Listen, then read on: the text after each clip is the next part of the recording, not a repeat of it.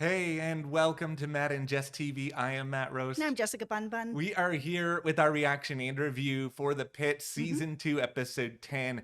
It feels like we have reached the buckle up portion of the season, and I'm not just saying that because there's a million patients rolling in, but yeah. it's also reaching this point where it feels like we're one step away from Robby completely losing it, for other characters completely losing it. It's just like everybody's just like you tap them and they crumble. This is a very negative part of the show where everybody really is exactly like you said in this bubble. All these patients are rolling in, and we've seen all these like personal stories that are all kind of happening around all our characters. Everybody, it's so heightened. Like people are snapping at people left, right, and center. I got so mad watching this episode. If you guys have been with us all season, you know Mohan is my doctor. If I go into this ER, I'm like, I want Dr. Mohan to treat me because I feel like she is very ethical. She's smart. She seems to Yeah. be one of the nicer people there. She really fights for her patients. Mhm. Robby made me so irrationally mad. It was just like, how dare you treat her like this? I was really mad about it as well. I was trying to sort of have both sides and be like, okay, I understand that Robbie is really like in his head about a lot of things. He's clearly going on a sabbatical because his mental health is just trash Yeah. right now. He's been really snapping at a lot of people, but on the other side, it was like, it's Mohan. She just collapsed. She doesn't know what's going on. She thinks she's having a heart attack. Like she is having this horrible stress attack. And you're just like, get over it, pull up your pants and go back to work or go home. I was like, wow, that's pretty rough. It's really, really rough. I mean, we have a large discussion incoming here about whether or not Robby was in the right, in the wrong. Is there any gray area? We'll get into all of that, but also another surprise for Mel was that they really saved all the Mel stuff I until the second know. part of the season. But now there is absolutely a lot to discuss. Yes. Before we get into it, though, be sure to hit that subscribe Mhm. button so you guys do not miss any of our coverage coming up here on The Pit Season 2. We are also currently in the midst of going through Paradise on Hulu. And if you Mhm. guys have an HBO Max subscription, which you probably do if you're watching The Pit, Yes. Euphoria is finally coming back next month after being off the air for 2,000 years. I We are really know. excited to get back into what is probably the messiest show that has ever been created. Yeah, we have never had a chance to cover Euphoria here Mhm. at the channel, so we're pretty excited to dive into that. We will be covering it here, so Mhm. hit that subscribe button and stick with us. And right now, with our memberships, if you join our memberships, you can get Monarch, a Legacy of Monsters. We're covering that show exclusively for our members. So thank you so much to everyone who has joined our memberships. It truly, truly helps us so much here at the channel. It really, really does. So Yeah. double thank you to everyone out there. Yeah.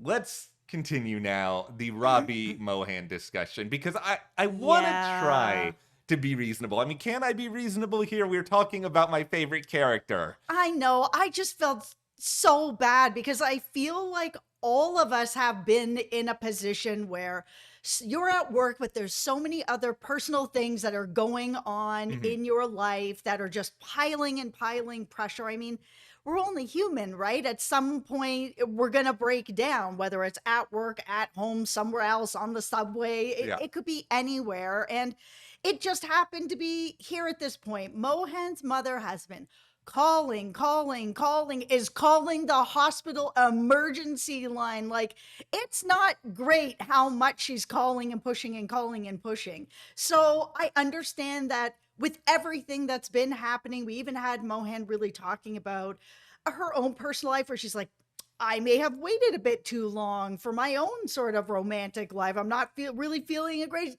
about some of my life decisions. It just really compounded to the point that she thought she was having a heart attack. That whole scene with her going through the waiting room and like she doesn't know what's happening. Oh my goodness, my heart was pounding out of my chest for her.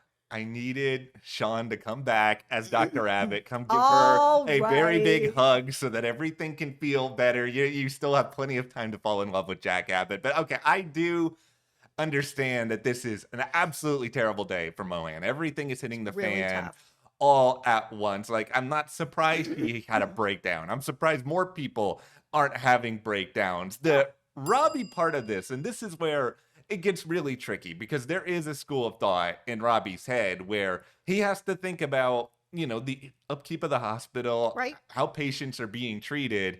Here is a doctor who's clearly physically and emotionally compromised at this moment. I don't think it's wrong to ask, are you capable of still working the shift? Do you need to go home? But there's a difference between asking these questions in a reasonable way and basically just being like, unreasonable. If you can't do this, just go home. You're freaking out about your mommy issues. It really hurt my heart to Yeah. see him behaving that way, because part of the thing that I have really loved about Robbie that first season is that he is very sensitive to a lot of other people's issues. However, we know that in that first season, he was dealing with a lot of stuff that he had not actually got any sort of handle on.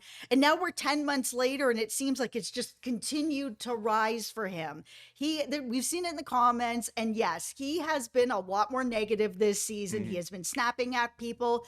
Some of you guys have even been like, he's more unlikable this season. I think he's just, he's going on this sabbatical for a reason, right? Mhm. Like, he needs a break, and clearly it is showing how much he needs a break. Because I think if this was last season, he wouldn't have spoken to her that way and just snapped at her like that. I think he would have taken the 5 or 10 minutes to be able to help, talk her down, talk that anxiety down, to get her back working. This is a really busy day. There's all kinds of things that are happening on this holiday weekend. They need her to be there. They're talking about calling in other doctors Yeah. on their days off. You can't just send her home. Like, you need to do what you can to try to get her back up on her feet. Robbie, it's time we have a talk. And I'm going to try to speak to you. And I think this is why this Robbie storyline is like especially painful to me, because I know what's going on here. Because I mean, as somebody, full disclosure, who's had depression and has gone through a lot in my life, like I have been at these points before where Mhm. I don't want to think about the actual issue, like the actual thing I need to deal with. And because of that, you try to think about anything else. You just avoid, avoid, avoid. And Robbie is obsessing over these stupid motorcycles. And I'm not saying all motorcycles are stupid. I'm saying his obsession with it is right now because he's using this and this sabbatical as a distraction versus dealing with these other problems. And because of all that, he's dug this huge hole. He's dumped all his issues really far in. He's hoping nothing is going to cause him to have to pick something back up. But every time a snag is coming up at the hospital, it's reminding him of all of these problems that he has not dealt with. And it's sort of slowly picking those things back out of the hole. And I think that's what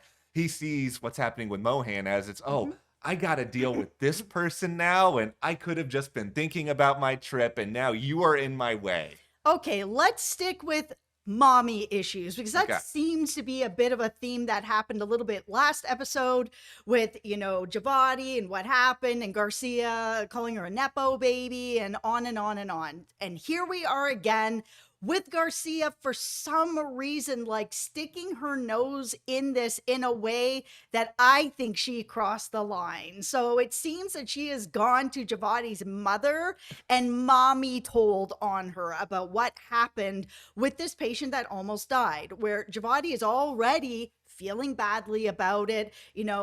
Some people have tried to give her a little bit of pass. Oh, it's really busy, whatever. And she's like, no, this is my responsibility. I almost killed this person, and it's not okay.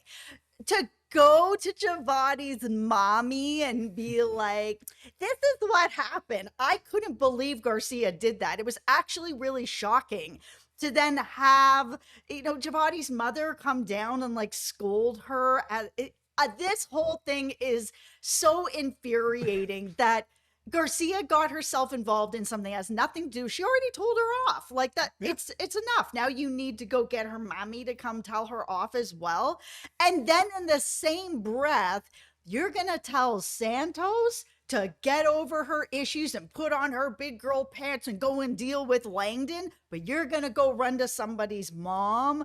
I don't know what is going on with Garcia this season. I'm very, very curious, because she's really all over the board. One minute she's, helping and compassionate about something. The next minute she's this. One minute she's like, oh, you're a Nepo baby. And then running to this person's mom the next minute. And then the next minute telling Santos to, put on your big girl pants. Where are you? Like, where's your head, Garcia? What's happening to you, girl? Okay, I'm gonna go ahead and say this. The writers also don't know what's happening with Garcia. Maybe something I deeper is happening I with hope her. I hope you're right. I hope that I there's a hope so method too. to the madness because right now in my head, like there's these varying degrees of annoyance where I'm annoyed at Robbie, but I understand the reason why I'm annoyed at Robbie. I'm annoyed with Ogilvy. I very much understand the reason for that. But with Garcia, I don't understand it because this whole being tattletale to Javadi's mom, it doesn't make any logical sense to It me. was really Yeah, surprising. because let's just all put ourselves in a position where we're in this hospital now at this point where everybody talks to each other to some degree. I easily feel like Dr. Javadi's mom would have eventually talked with Robbie, with Dr. Of Al, and like course. she would have found out about it anyway. Like Javadi herself may have even told her. I don't know if she's going to be like, oh, I'm going to go hide this from her because it's probably going to come out anyway. I don't know why Garcia needed to insert herself in all of this. It doesn't make Yeah. sense. Especially since she had already told her to her face how she feels about her. Mhm. Hey, you did this thing. It was not okay. You almost killed this person, and you're a Nepo baby. So she already hit her where she knows it really hurts for Javadi because Javadi is very specifically in this position because she doesn't want to be looked at that way. She wants to carve her own path. She wants to take responsibility for the things that she's doing, and she wants to be away from her parents. So it was weird. The only thing I liked about Garcia in this episode was not so much the words between her and Santos, but just the implication that it's all right, finally we have a deeper context as to why Santos is feeling the way she is about Langdon, that, oh, she's the bad person. Nobody at the hospital likes her because of what she did regarding Langdon, where she was actually trying to look out for what she thought was a problem. Yes, and it was a problem, and she did do the right thing. Yeah, she did. But it's sometimes in life, and I don't want to be an educator for Santos here. It's just like you do the good thing and there's a bad result of it. If you're doing it because you want everyone in the hospital to have a victory parade for you after the fact, like life doesn't work like that. How have you not figured this out already? Well, and there was also the part where Santos was like, I thought he would just be fired. And it's Yeah. like, well, why would you think that? Mhm. There are programs to be able to help people get through stuff like this. Yeah. And Langdon's been part of this program. He's got another 4 years, 2 months of this Yeah. program. Why should he just be fired for it? If you're going to say something and you're going to do the right thing, Yeah. like Santos did, you got to know that there's going to be two camps of people that are like, you basically saved this man's life by Yeah. making sure that he got the help that he needed. Absolutely. Then there's going to be the other people. They're going to be like, you're a tattletale. How do you turn on your own like that? And she is just taking in only those people because I do think there are people there that feel like Santos did the right thing by Langdon. That's why I am waiting and hoping and hoping and hoping that there is going to be that conversation where Langdon is going to go to her and say, thank you for telling, because if you hadn't, I may have never gotten help. I honestly feel like that conversation is coming. I think we're going to get it. I hope it's not until the finale. I would like to see it in an episode or two. I was really glad, though, that Garcia had finally told Santos to stop treating Langdon that way Yeah. in a professional setting, because the way that Santos, as you guys know, I do not like the way Santos talks to other doctors, talks to the nurses, talks to the patients. She's really curt and rude to a lot of people. And while she may not like that Langdon is back, he is back. He is in a higher position. He's not being rude to her. He is teaching her. It's a teaching hospital. So her continuing to just pick at Langdon when the issue isn't actually him, it's actually how she's feeling about what she did. Somebody needed to say something. I will say that one of the most cringeworthy moments of this episode, if not the entire season, and it was well done, like so well done that I wanted to Very. just leave the room, is Yes. Santos and Langdon doing this procedure. Langdon's trying to educate her. There's all this passive aggressive commentary that's being thrown out all over the place, how she should really listen to Langdon, that he has Yep. all this wisdom. Langdon doesn't feel validated about this at all because I think he really just cares about fixing things with Santos. So I kind of think everything else that's being said that's meant to be complimentary is just kind of going all over his head. He just wants to get to the other side of this. And because Santos does seem to really care about Garcia and her opinion in things medically, professionally as well as personally, they had this conversation with her. She was like, I think you should just have my back. And Garcia's like, no, like, you not in situations where you are the person who's being the antagonist. Like, you are an R2 in this situation. You have Langdon, who is higher up than you, teaching you things. You can't speak to him that way. It's not professional.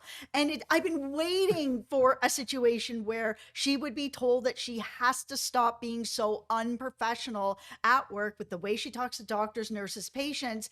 Garcia is someone that might be able to actually get through that, even though she was like, hey, man, it's still casual. We're going to be in bed eating ramen. I'm your girl. But at the same time, Santos really does care about her. It feels like it to Mhm. me. And that's something that Santos doesn't really always have.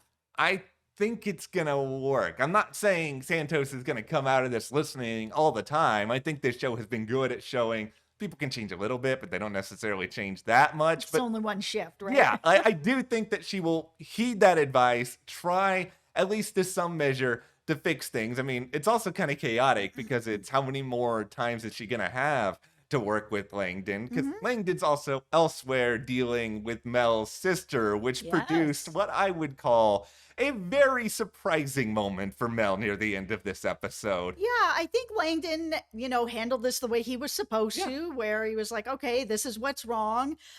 Him crushing up the medicine to put it in her OJ, so sweet. He's Mhm. he's so kind and he has such a good bedside manner that, he's like, listen, I'm not gonna tell Mel what is going on with you. I can't do that. I'm your doctor. If you want to tell her, you tell her. If you don't, you don't. And even when Mel was like, oh, well, what's wrong with her? I can't tell you that. You have to ask Becca. I thought it was done really, really well because I mean he could have just told her and in a professional way, but because they're sisters, he can't. But yeah, her going in and being shocked about what has happened and what's going on in Becca's life, it was actually really surprising to me too. I was just like, Becca has a boyfriend or a man that she is with pretty regularly, and Mel doesn't know?